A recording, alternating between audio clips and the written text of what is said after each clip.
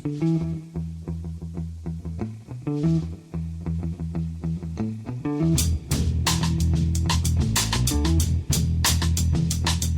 and welcome to The Price of Football, the show that looks at the money behind the beautiful game with me, Kevin Day, and Liverpool University's Kieran Maguire, but not them, Derby County. I don't quite know what to do with myself, Kieran, without starting with a Derby story. You haven't heard there's no traffic or anything in Derby City Centre this morning? No? No, I'm looking forward to doing a 15-minute show. Yeah, it'll be a first for us. Women's Euros, of course, Kieran, starting. You've got tickets for one of the games, haven't you? Yeah, I'm going to see England versus Norway at the Amex next Monday. So, yeah, very excited about it. I think we're in a really good chance of winning it. Fully behind the team. That almost makes it worse, Ken. I kind of yearn for the days when we had no chance of winning any tournament. Could relax and enjoy them a bit more. So let's start this weird, strange Derby pod, Kieran. Well, York's not far from Derby. It's sort of if you keep heading diagonally upwards from Derby, you get to York, I imagine. But York City FC Supporters Trust, Kieran, have bought the club.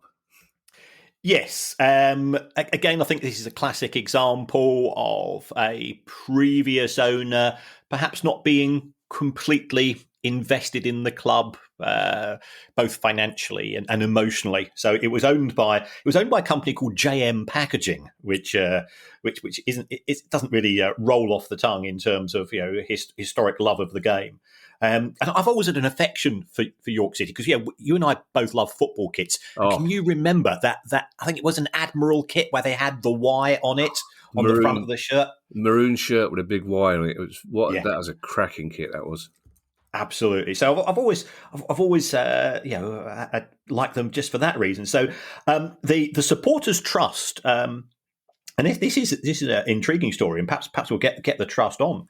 The Supporters Trust bought the club from the old owner, and immediately they sold 51% of it, a controlling interest to a guy called Glenn Henderson, who is, I think, a South African investor. So he will have sort of ultimate control in terms of decision making. The Supporters Trust own 49%. But I think indicative of the way that the club was being not given a huge amount of TLC was first of all, apparently the players had to have cold showers. There's only one reason for cold showers, as far as I'm concerned, and that doesn't involve finishing training. So that was. But then the real thing which worried me: no cones, Kevin, at York City. No cones. Oh. How are you going to try? Even you or I, when we're playing Sunday League football, you might have 4 or 5 cones for a Thursday night knockabout, and cones. So cones. I thought you said combs. Hair combs? No. I was preparing some amusing puns off the top of my head. Hey, I couldn't quite. That's a stingy owner. There's no combs, no cones. Oh, yes. So what a way to run a football club. Yeah. And in addition, the old owners they had lent money to the club because it had been losing money, but they were charging interest of up to 11%. So. They weren't doing it necessarily out of the goodness of their heart. Now, some of that interest, to be fair, was waived, but clearly, reading between the lines, the relationship had very much come to an end. So best of wishes to York City and the trust. They can now sort of put the input to the club being a community club and taking it forwards that way, and hopefully progressing through the leagues, because I can remember them playing in. They get as far as the Championship. I certainly remember. I remember them coming to Brighton, and we beat them 7-2 with Peter Ward scoring 4 goals. Another reason to like them. You ruined that story by mentioning Peter Ward, but sorry, you did take the words out of my mouth, because I was going to say, for younger listeners who must listen to half this pod in a state of permanent bafflement, but York were a well-established Football League club, but it's getting further and further away that time. So, yeah, absolutely, as you say, the best of luck to them. I like York City because of that kit, but I also love the city of York. Yes. because they were big supporters of Richard III, of course. It was one of my heroes, the innocent Richard III, but that's for another pod. Kieran, if any club had suffered nearly as much as Derby fans have suffered recently, it's Oldham Athletic, who have had their supporters have had a terrible time of it with a proper wrong-un of an owner. But it looks like they might be heading for some sunlit uplands as well. Yes.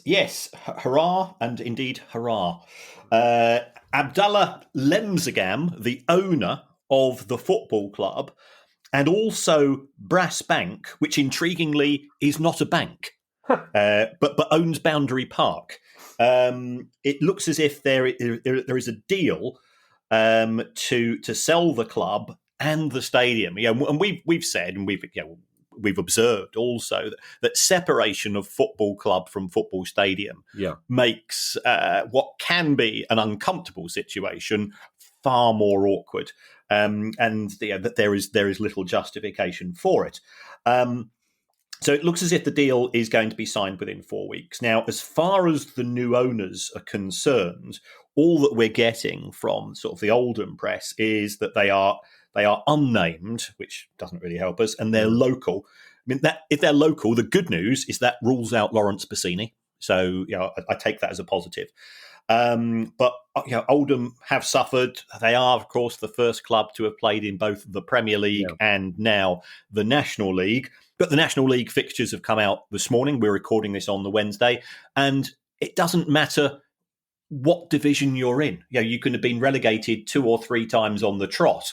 As soon as that fixture list comes out, you look at it and you start, I'll fancy that trip, and I've not played them for a while, and you start to plan out the next 10 months of your life. So it won't be it will be good news, I think, for Oldham to have new owners. Mr. Lemzagam, I think it's fair to say, had an unusual involvement with the club, perhaps too close to involvement in respect of some decision making, which I think contributed towards the conveyor belt of managers and coaches at the club, many of whom didn't last very long at all. But he was not a positive influence in terms of the club's progress. So. Our friends at Beyond the Boundary, who are sort of one of the action groups, I think they will hopefully be able to focus on the stuff which makes us love the game. Which is we've always said it's moaning about how crap that new left back is, the state of the pies, and why can't I fit into an XL shirt anymore? And let's hope as well, whoever the new owners are, Kieran, and of course we'll be keeping an eye on that. Let's hope they just communicate with the fans in a way that the previous owners simply didn't. He would have sat there sometimes at home games, or his representatives were thinking, why are these people so angry? Why are they getting games abandoned? It was because you refuse point blank to tell them anything that's happening to their club. You might you might actually own it, but it's their club. 2 sets of accounts out, Kieran, at different ends of the scale. Bolton Wanderers have released their accounts. Anything interesting? Well, first of all, fair play to Bolton. These accounts are comprehensive, 41 pages. Can you imagine? Can you imagine how excited? No, you probably can't. How excited I was. 41 pages. Oh, this will keep me going for a while. Did you? I like to think. I know you went to see Elton John at Watford, didn't you? And I like to think that Elton John glanced up at one moment while the rest of the stadium were rocking out to one of his songs, thinking, who's that tall bloke in the glasses who seems to be reading some sort of accounts? While you were pouring, while the Baroness was up bopping, you were going, oh my God, there's 41 pages of this gold. It was indeed, yes, and also a big thank you for Watford for inviting me to see the gig. I've never seen Elton before. I wouldn't say I'm a big fan of Elton, but he's got some absolute bangers in his armoury, isn't he? I've heard as much, Kieran. Yes, but he's got some good songs as well, apparently. So, but back to Bolton. I think there's the club lost money in the year, and that was partly due to the fact that for every £100 worth of income they were paying out £112 in wages in League One. So that is a cause for concern. At the same time, you've got to acknowledge that as a lower league club, they are more dependent upon match day income than clubs in higher divisions, and the impact of COVID is certainly hit them in 2020, 21. It's difficult to draw too many conclusions as to where the new owners are, but the good thing is that we do have new owners who do seem to be pretty genuine after what happened with Ken Anderson.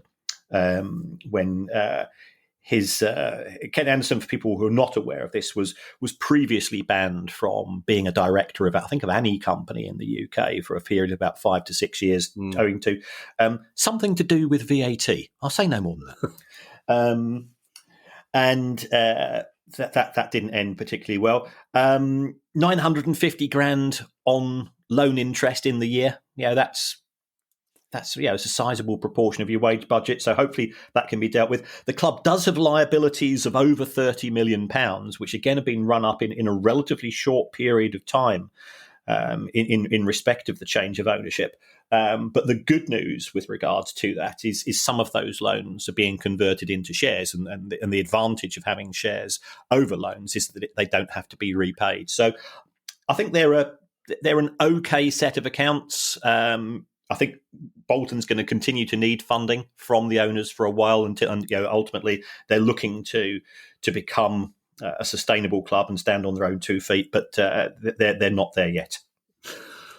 You've been keeping your eye on the, I think you could use the word volatile finances of the Football Association of Ireland for some time, and they've just published their latest accounts as well. Yes, the FAI they came out with a press release, and when any organisation comes out with a big press release, and at the bottom of it says, "Here's a link to the accounts." I just wonder whether the highlights in the press release will tally with my understanding of the club. So they say surplus of €6.7 million for the year, substantially up on the previous year. I thought, that sounds good. That sounds all right. Then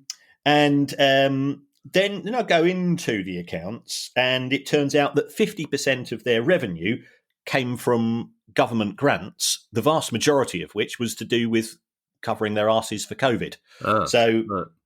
If you take away that 27 million euro worth of grants mainly from the government, it would turn into a quite sizable loss.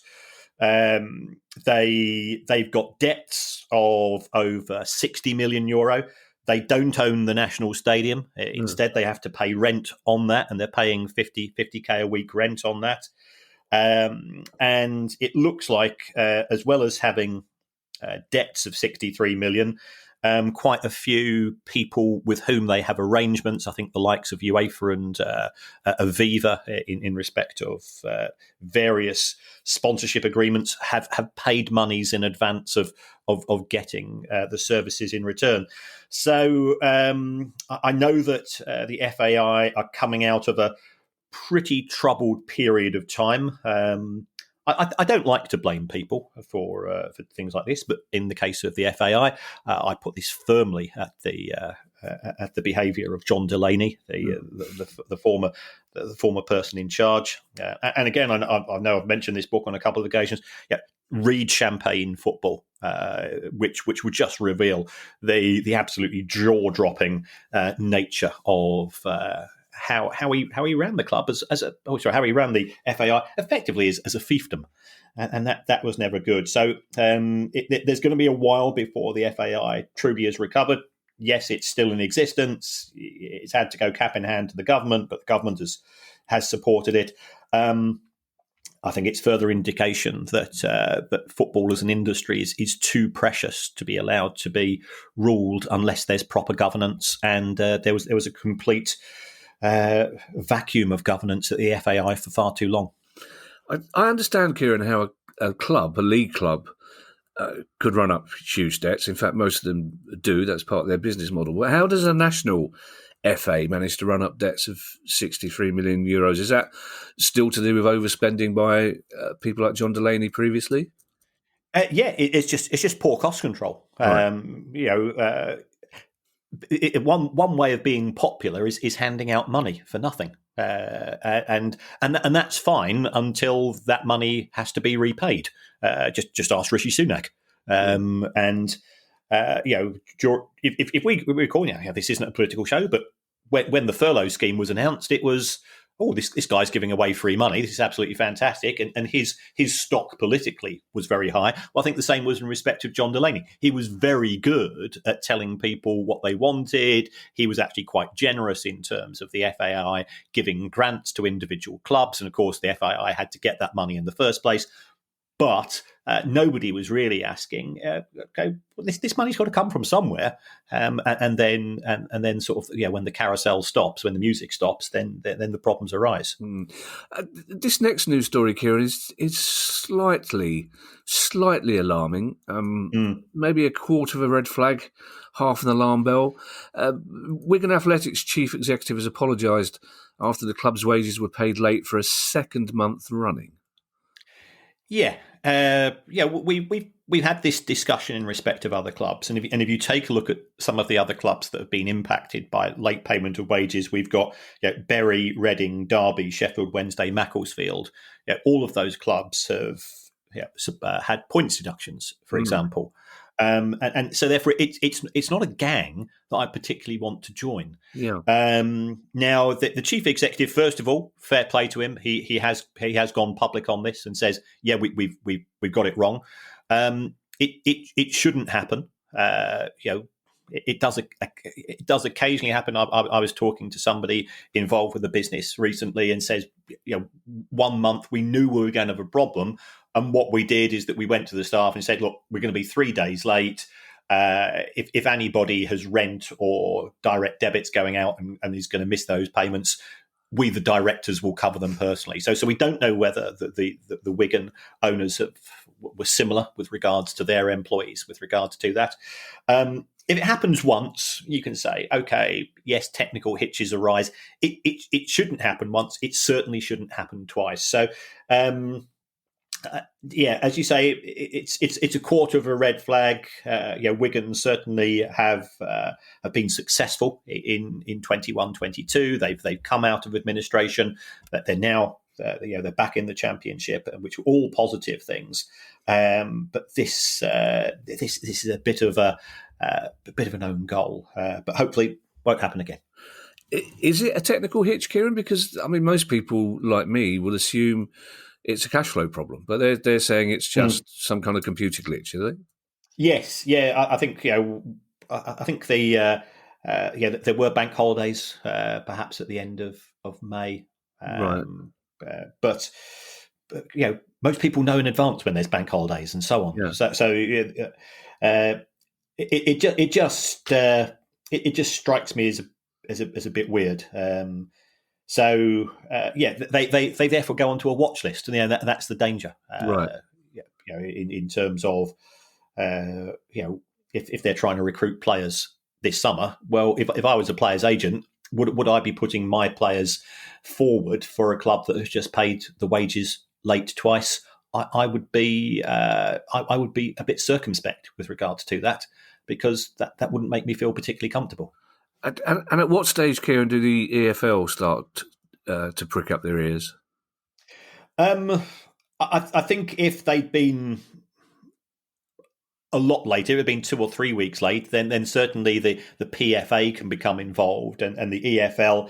If we take a look at what the EFL did in respect of points deductions at Macclesfield Town, which ultimately contributed towards Macclesfield Town being kicked out of the EFL and going into liquidation, that was for regular non-payment of wages, and I think it was far worse than 1 day late. 24 hours, not great. Let's just hope it doesn't happen again. This next story, Kieran, is a serious one, but it's been on your. Again, this is something that you told me about a while ago, but we weren't sure enough about it to actually talk about it as a news story legally.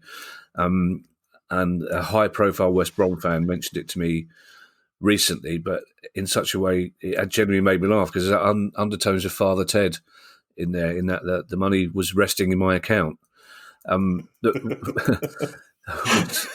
West Brom's owner borrowed £5 million from the club to help one of his other businesses. Is this standard practice, Kieran? No, very unstandard practice. The nature of football is the vast majority of football clubs lose money, and therefore owners have to put funds into the club, and that's happened at Palace. If you think about Steve Parish and the guys from CPFC 2012, it's happened at Brighton. It's Chelsea with Abramovich. That's the way that football is run. Now, to be fair to West Brom, the club has been reasonably successul in recent years. It's always tended when it was in the Premier League, it was profitable, and the owner of West Brom, who bought it not that long ago, it was supposed to be, again, an independently wealthy individual. So there were a few. Again, it starts off with something which looks quite innocent. You go on to a few months ago, West Brom published something on Companies House. We're changing the company's year end, and that looks innocent. But I know that also allows them to delay publishing the accounts for a further 3 months. So they should have normally published them at the end of March or April. This allowed them to delay the publication to the end of June. But they don't. They could always put them out before the end of June. But they chose not to. Then so when I highlighted that, I think the chief executive who'd just been appointed, Ron Gourlay, who was previously at Reading, I think it's fair to say, didn't go down particularly well with the fans there. He was previously at Chelsea. There's some not very positive stories coming out from Chelsea either with regards to the culture of the club. We can't say that those were directly attributed to him, but think you are. In the world of football, especially, you're guilty by association as far as fans are concerned and social media is concerned. So Ron Gourlay said a few weeks ago, because I sort of highlighted this, and I'll be the first to admit I'm not, I wouldn't say I'm mischievous, but I'm quite happy to stay where I think, well, this doesn't look great. They said that there is nothing to worry about. There's nothing to report about in the accounts, so therefore that's why we're taking our time. And okay, whereas my view is, if there's nothing to hide nothing and put them out. So on the 30th of June, which was the deadline, there was a press release on the West Brom website, and it said blah blah blah blah. We've made a profit. We've broken even for the year in the Premier League. All's fine. Oh, and by the way, the owner has taken out £5 million from the club because his other businesses are having a hard time. And hold on. I thought you said there was nothing to report. If I was a West Brom fan, I would be concerned about this. And also, there's an outstanding debt issue in respect of a previous owner who had effectively borrowed money from the club, which he used to buy shares, which he then made significant profits on when he sold those shares to new owners. And that appears to be an outstanding issue as well. So we're recording this on the 6th of July. Still no sign of the accounts at Companies House, and the club says, well, we've submitted them. So you go, well, that's strange, because what are they doing? Are they sending them second class post? Are they being sort of hand delivered via Rorke's Drift and the Abyssinian Pass? Or what's going on there? So I thought this was a bit strange, and it came to pass that however they were being delivered, a copy somehow fell into my inbox. Now, I can't say from where. I don't know how. So I have managed to take a look at them, and there's some stuff which makes you think this really doesn't look too clever, because there's now talk about the loan from the owner will be repaid, but there's reference to a dividend being used to repay the loan. And let's just work this out. The owner of the club borrows £5 million. The club then pays the owner a dividend of £5 million, which he then effectively uses to repay the loan. And I'm going, well, that's unusual. There's only been 3 clubs, I think, in the last 12 years that have paid dividends in football, one of which is Manchester United. And they are a quoted company on the New York Stock Exchange. You can understand that. Secondly, Swansea City, when there was a change of ownership, and I can assure you that didn't go down particularly well with the fan base at the time. And now we're seeing this in respect of West Bromwich Albion. Now, if I was a West Bromwich Albion fan and I was asked, would you rather the club invest £5 million in recruitment and retention of players and coaches, etc., or pay the dividend of £5 million to the club owner to repay a loan which he took out, which nobody seemed to know about until the last week or so? I think I'd probably go for the former option. So I'm still not entirely sure how. So he borrowed the money, but it's the club that's repaid the money. No, he borrowed the money from the club, and he says, I am going to repay it. And it looks as if one of the ways that he is going to repay it is that the club is going to give him another £5 million in the form of a dividend, which he then uses to repay the loan. Oh, I'm going, this looks like some of my negotiations with my son for when he's skint. Yeah. And I still seem to be overall down on this particular deal in terms of he's got £10 million and he's repaid 5 of it, and the other £5 million, because it's a dividend, it doesn't count. It doesn't have to be repaid. That's classic Laurel and Hardy. Is that the money I gave to you to give to him? To give that's really odd. Well done. A couple of very interesting late Victorian military references in there, Kieran. Thank you very much. You're welcome. Have you been watching the film Zulu? Is that why subconsciously Rorke's Drift was stuck in there? It's in one of my top 10, as it would be for all schoolboys of a certain age. Indeed. Entire battle happened at night, Kieran, you'll be interested to know. And the Zulu regiment were pensioners. The Zulus were very fierce and warlike race, but they were also quite sensible, that they would get into a fight, and if it wasn't going well, they'd stop the fight. They weren't kamikaze. It's a very brilliant film, though. Yes.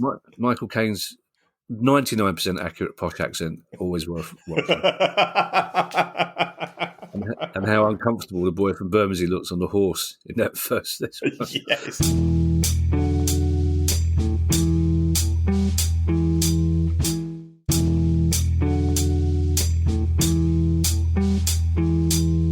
The latest Champions League TV deals, Kieran, were interested, and the BBC has all got. It seems to be that more and more broadcasting companies are involved every year, every time there's a new round of talks for Champions League broadcasting. Yes, so BT Sport, which previously had exclusivity, is now sharing the matches with Amazon. So for people not familiar, from 2024-25. There are, and I'm sure we as fans, we've said, what's missing from our lives each season is an extra 130 UEFA Champions League and Europa League matches. I go, my life will be enhanced now. So BT will be broadcasting 533 UEFA matches. But the crazy thing is they've ended up paying less money for them. They're paying 25% less money, £306 million a season. And the reason for this is that Amazon are paying for a package of 17 Tuesday night matches where I think they'll have first pick. So given, we have to be realistic, there's going to be 4, probably 5, possibly 6 English clubs taking place in the Champions League. If Amazon get the first pick of the Tuesday night matches, that's going to be the matches which are going to be generating the biggest ratings, because it will be Liverpool versus, or Manchester United versus, or City versus, or Chelsea versus, etc. So they will. So Amazon have paid a fair amount for those. And the BBC are going to be doing a Champions League Wednesday night highlights package. So it's going to be the equivalent of Match of the Day, but focusing on the Champions League. So I would imagine the main match will be one of the matches taking place on the Wednesday, and then there'll be a bit like Match of the Day. We'll get to see all of the other matches as well. If your personal circumstances or your personal beliefs mean that you're unable to afford the BT subscriptions and the Amazon subscriptions, at least this is a way of you being able to see Wednesday, the highlights of those matches. I've got Sky and BT and Amazon, and I still watch Match of the Day because it's Match of the Day, isn't it? Yeah, of course. How much are the BBC paying for this? And was this a separate deal by the BBC with UEFA, or has BBC bought these rights from Amazon and BT? No. This is directly between the BBC and UEFA. Oh, okay. They've not given the fee. I think it's estimated to be somewhere in the region of perhaps 20 to 30 million a year. So it's a significant amount of money, but compared to the 306 that BT are paying, compared to the 1.5 billion I think that the Premier League gets from Sky and BT each year, it's still relatively low. Well, also the reality of broadcasting in this country is that the BBC's highlights programme will probably get 4 or 5 times the amount of viewers that BT's live shows do. Exactly. Yeah. And from a sponsor's point of view, that's important because ultimately sponsors are looking for eyeballs. And yes, you're not getting 90 minutes worth of your product being covered, but as you say, the viewing figures and presumably the BBC have done this on the back of the level of viewing figures that they get from Match of the Day. Even though you can now watch the highlights, I think, of every Premier League match on YouTube and before Match of the Day takes place. But for me, it's just a cozy institution. I just enjoy it as a product. Well, it's not. I mean, because obviously I was part of it for quite some time, so I love it. But it's just, I mean, it's impossible to do the whole likely lads. Can you get through to Match of the Day without knowing the score anymore? But for me, the game hasn't. Until I've seen the highlights on Match of the Day, it's fine. Mates will send me the goals via some kind of thing that I open on my phone. That's great. Also, what's interesting about that, the sponsor, despite what the Daily Mail might have you believe, the BBC still has a certain cachet around the world. So I should think sponsors will be very interested to hear that highlights are going to be on the BBC. Yeah. Kieran, our listeners may not, because we tend to have these conversations in private using very simple words. But if anything baffles me more than VAT, it's parachute payments. If I was to find out there was VAT on parachute payments, I would have to go into a darkened room for quite some time and rock back to and fro. And I know, following Tracy Crouch's fan-led review, KISSING, parachute payments is a hot topic. But Sheffield United's chief executive has defended parachute payments and says they help keep clubs solvent. And I think, to paraphrase that famous court case, he would say that. Would say that, yes, absolutely. Was that Mandy Rice Davis? It was, the Christine Keeler, John Profumo case. Yes. So Sheffield United were relegated in 21. If we go back to the history of parachute payments, why were they introduced? Yeah, go on. It was because there was such a gap between the Premier League and the EFL. And there was a genuine danger of clubs, when they were relegated, becoming insolvent because they'd committed themselves to 3 or 4 year wage deals, and the money from the EFL TV deal was insufficient to pay those wages, so therefore the club could have gone bust. So that's why they were introduced. And have they achieved that objective? The answer is yes. We've not seen clubs being relegated going bust. What have they also done? Have they distorted the Championship? I think they have. There's no doubt about that. Although it could also be argued that the very fact that they've come down with Premier League players was going to give them a head start. Yeah. There's also quite a few owners of clubs who have been relegated who have said, well, we're going straight back up, and I don't care how much it costs for that to be the case. And whilst he was unpopular in Newcastle, Mike Ashley did that the year that they got relegated. He did splash the cash. We saw Shahid Khan commit Fulham to the most lucrative contract. With Mitrovic, a 5-year deal when they got relegated last season, and Shahid Khan and Mike Ashley have the wealth to do so. So to say that it's purely parachute payments that give clubs an advantage, I think is over harsh. And the critics of the present regime will say, well, surely there should be compulsory relegation clauses in players' contracts should a club get relegated. Well, the thing is, there are these relegation clauses in the vast majority of contracts. We were talking about West Brom earlier. If you take a look at West Brom, when they were relegated from the Premier League to the Championship, their wage bill fell by 50%. In order for clubs to survive on no parachute payments, the wages would probably have to fall by 80%. And here you've got a problem, because I was talking to another chief executive, not of Sheffield United. He said, well, how do I sell my club to a player? Yeah, we've just been promoted to the Premier League. Everybody knows what the going what the going rate is. You're going to be on 40 grand probably a week as a minimum. Potentially with bonuses, quite a bit more than that. If I'm trying to get a decent player, especially if it's the January window, we're looking to spend £15 million. We offer the player a 3.5-year deal. We'll pay you, 40 grand a week. We'll give you a 200 grand bonus if we stay up.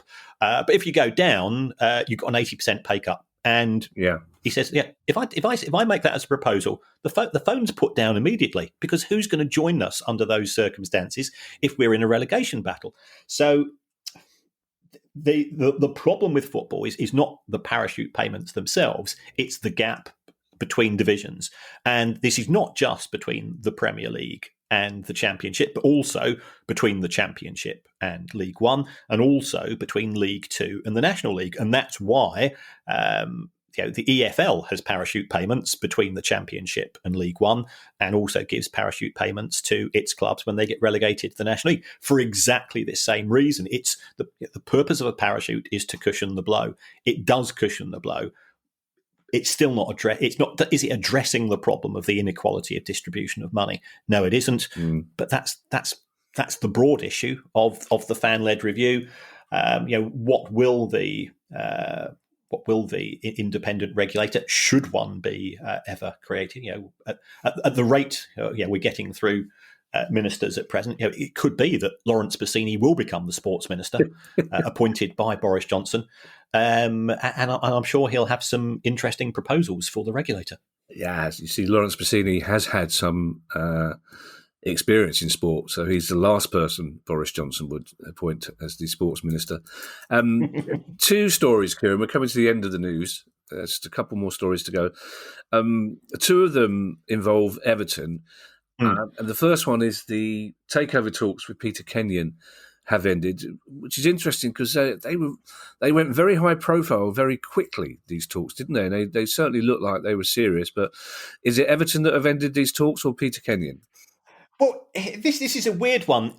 You know, when we were younger, when we thought we'd split up with somebody, but being blokes, we'd said it in such a way that perhaps we'd been a bit vague. As far as we're concerned, we dumped them, but they might not necessarily have interpreted it that way. So what exactly are you going on about?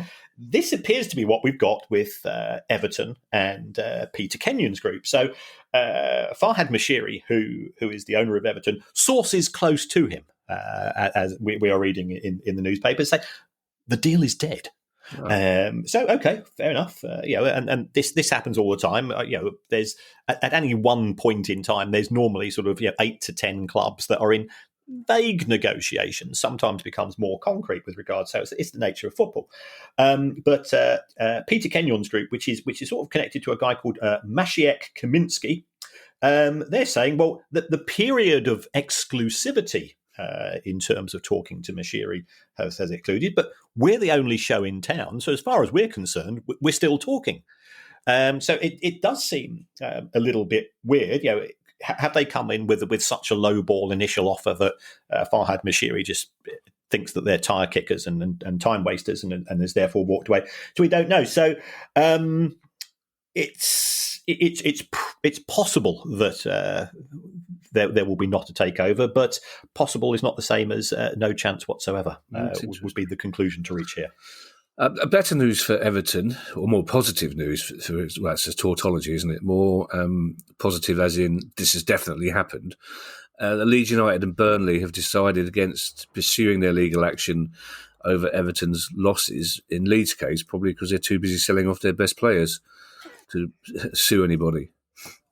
There was supposed to be, a classic. We're standing shoulder to shoulder. The last week of the season, one of us could go down. We've been disadvantaged in respect of Everton's unusual accounts, which claimed that COVID had cost them £170 million, which is at least 3 times as much as any other club in the Premier League.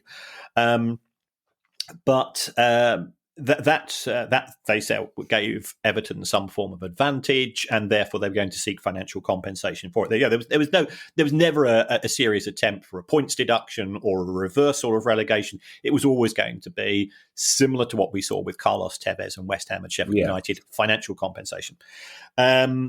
Leeds have from the minute they scored the winner at Brentford on the final day of the season, they've been distancing themselves further and further from this. They said, well, shoulder to shoulder. Yeah, it's sort of some vague term. It's not a legal commitment because there's nothing in it for Leeds. They've not suffered financial loss because they've not been relegated. In the case of Burnley, it's all gone very quiet. So I think some people have interpreted that as Burnley have also decided to not pursue this. The Premier League really don't help themselves by they do their ostrich impersonation, and you never hear a dicky bird out of the Premier League. And I appreciate they got responsibilities towards all members. Have the Premier League agreed with Everton's calculations in respect of their COVID losses? If they came out and said they had done that could actually put the matter to bed, but they seem reluctant to say anything to anybody. So people have interpreted the fact that we've had radio silence as meaning that Burnley have also decided not to pursue. I'm not convinced that is the case. It could be that Burnley are taking legal advice and are putting together a case. So we'll have to wait and see on this. But certainly, I think Everton are feeling increasingly confident with regards to this. And to be fair to Everton, they've said all along, we've done nothing wrong. We just had an unusually strong variant of COVID to deal with, which impacted upon us more than the rest of the country. Quite a few Everton fans, Kieran, on social media in particular, putting 2 and 2 together and coming up with whatever number they want.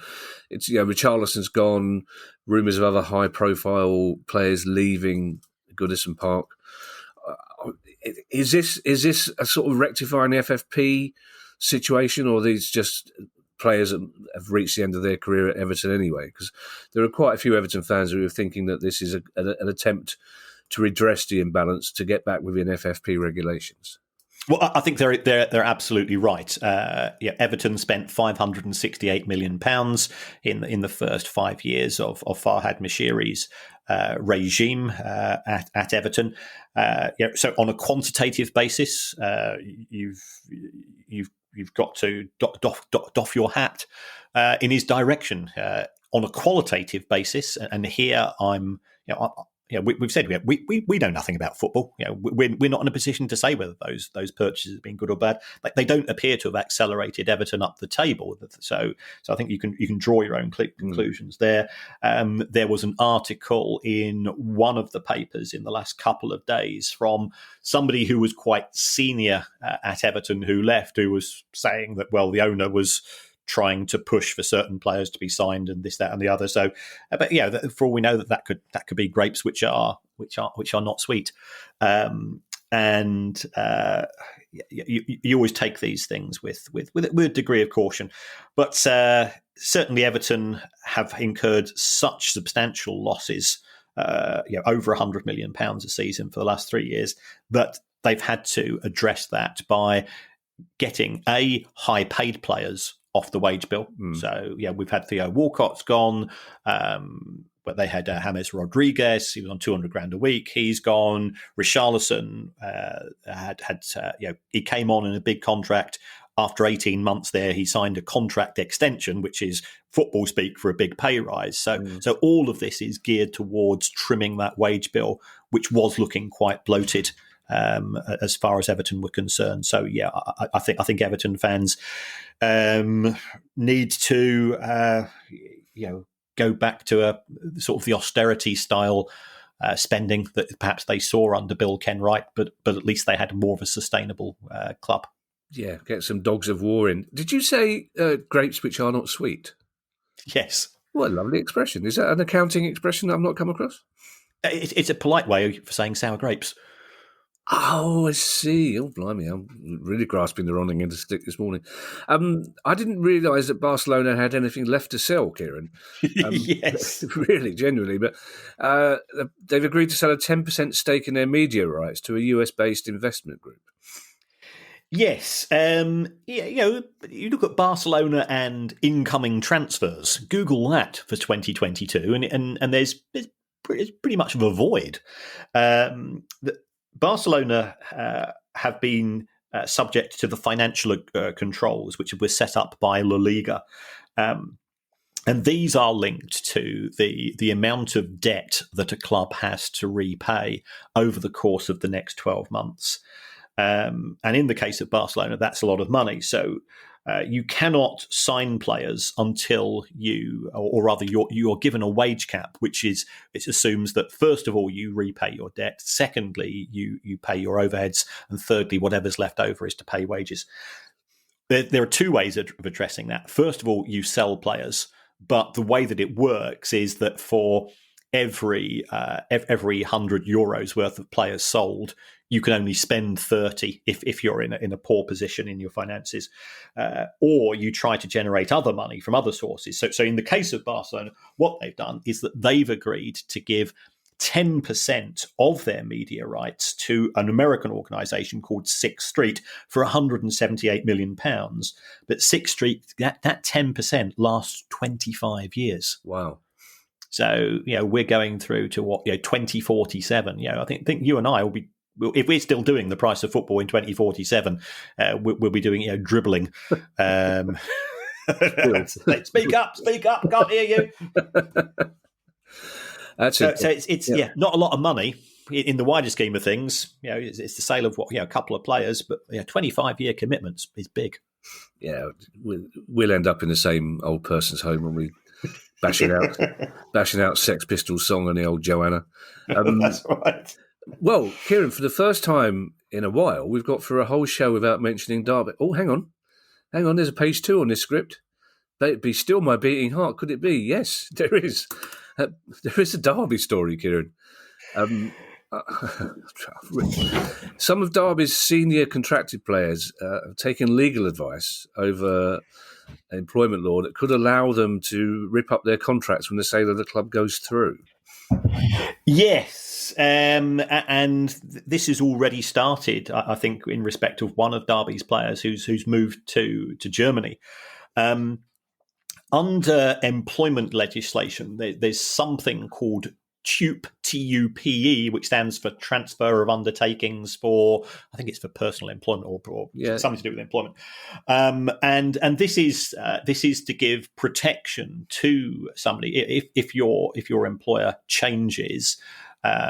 You have the right, in theory, to be able to move to another job and walk away from your existing contract. Now, that also means that you're not entitled to redundancy, you're not entitled to holiday pay, but it is something which does arise quite often in the case of corporate insolvencies. So, I think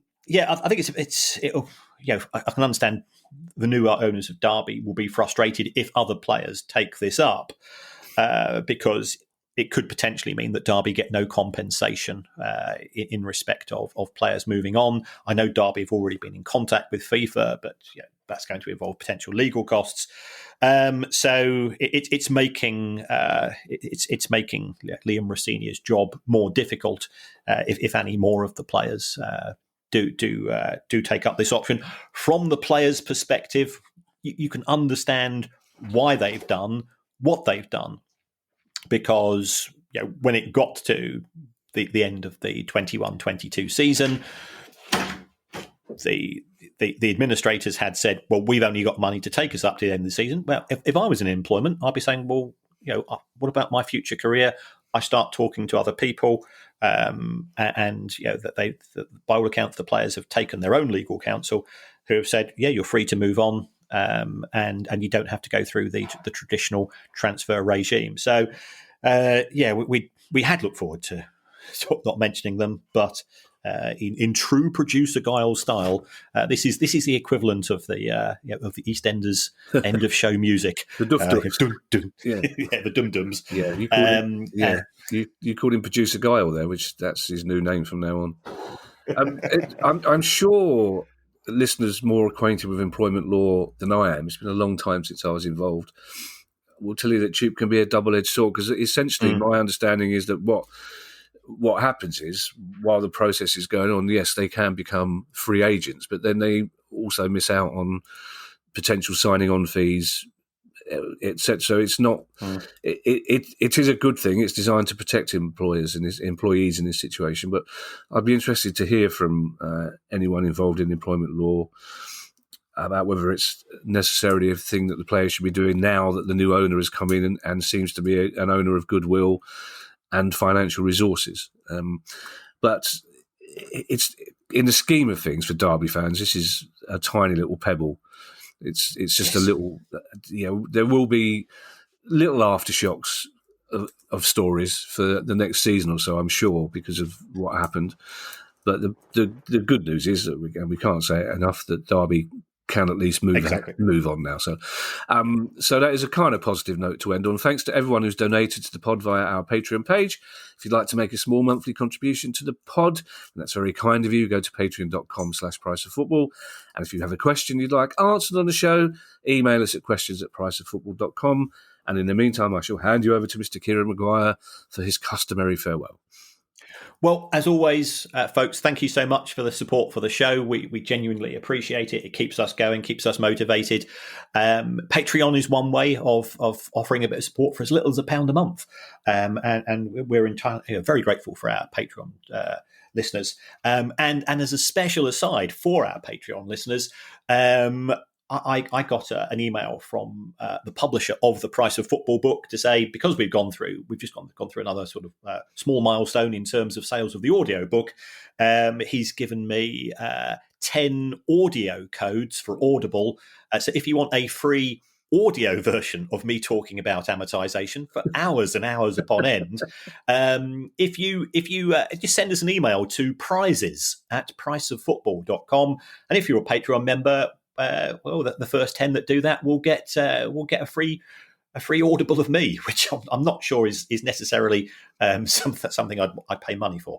But there's other ways of supporting the show which can make a difference, and one of those ways is to go onto your app, which you use to download your podcasts, and give us a review. And if you feel we're worth 5 stars, that's very, very kind of you, and we'll gladly take that. We're averaging 4.9 in the reviews, which is good.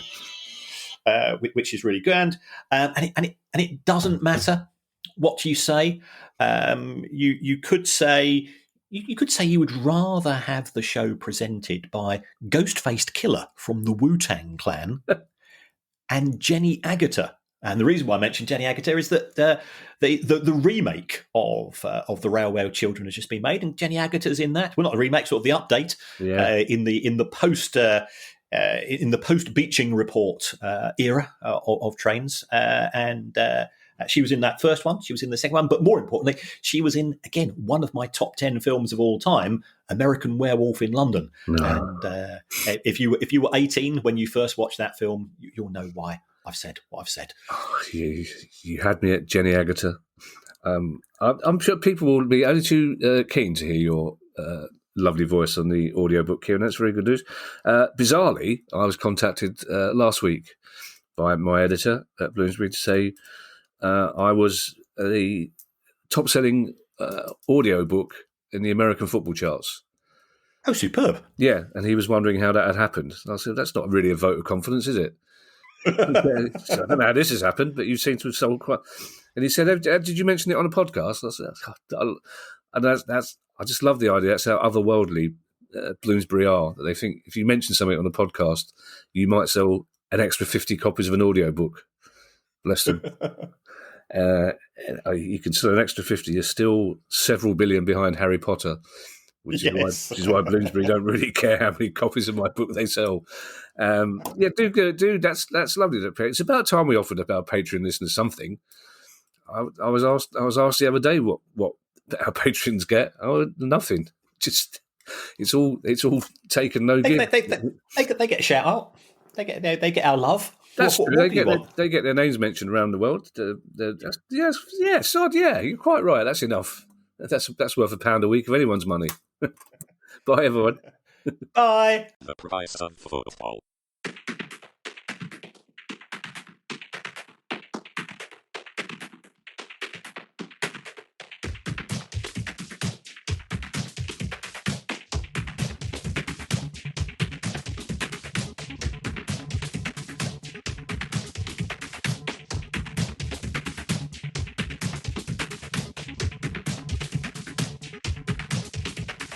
The price of football.